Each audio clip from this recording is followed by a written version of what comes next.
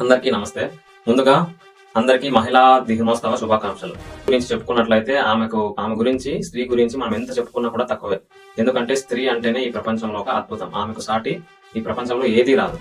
మీరు గమనించినట్లయితే మన స్త్రీ అంటే మన జీవితంలో ఒక భార్యగా, ఒక అక్కగా, ఒక చెల్లిగా, ఒక కూతురిగా, ఒక స్నేహితురాలిగా, ప్రతి ఒక్క విషయంలోనూ, కష్టంలోనూ, నష్టంలోనూ మన వెనకే ఉండి, మన పక్కనే ఉండి, మనకు ధైర్యం చూపి మన జీవితంలో మనల్ని ముందుకు తీసుకెళ్తారు. అలాంటి స్త్రీలు మన జీవితంలో ఉన్నందుకు మనం చాలా గర్వపడాలి. మీకైతే ముందు కాలంలో ఒక మహారాణులుగా, సైనికురాలుగా, అదేవిధంగా ఈ కాలంలో వ్యవసాయ రంగంలో కానీ, క్రీడా రంగంలో కానీ, సైనిక రంగంలో కానీ, ప్రతి ఒక్క రంగంలోనూ స్త్రీలు వాళ్ళ సత్తా ఏదో చాటి చూపిస్తున్నారు. ఉదాహరణకు మనం మాట్లాడుకున్నట్టయితే ఒక అబ్బాయి కానీ, అమ్మాయి కానీ వాళ్ళ జీవితంలో తండ్రి చనిపోయినా కూడా ఏదో వాళ్ళు జీవితంలో పోరాడగలుగుతారేమో, కానీ ఒక తల్లి వాళ్ళ జీవితంలో లేదు అంటే ఆ జీవితం అంతా కూడా చాలా నరకంలా ఉంటుంది అనమాట.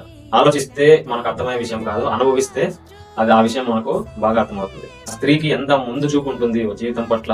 ఎవరైనా ఒక స్త్రీకి ఉన్నంత ముందు చూపు ఒక మగవాడికి కూడా ఉండదు. అంటారు తీసుకున్నట్టయితే ఛత్రపతి శివాజీ మహారాజ్ వాళ్ళ తల్లి జియాబాయి సామాన్య పౌరుని గొప్ప రాజు చేసినట్టే మీరే అర్థం చేసుకోవచ్చు. ఒక స్త్రీ తత్వానికి ఎంత ముందు చూపు ఉంటుంది అని మీరే అర్థం చేసుకోవచ్చు.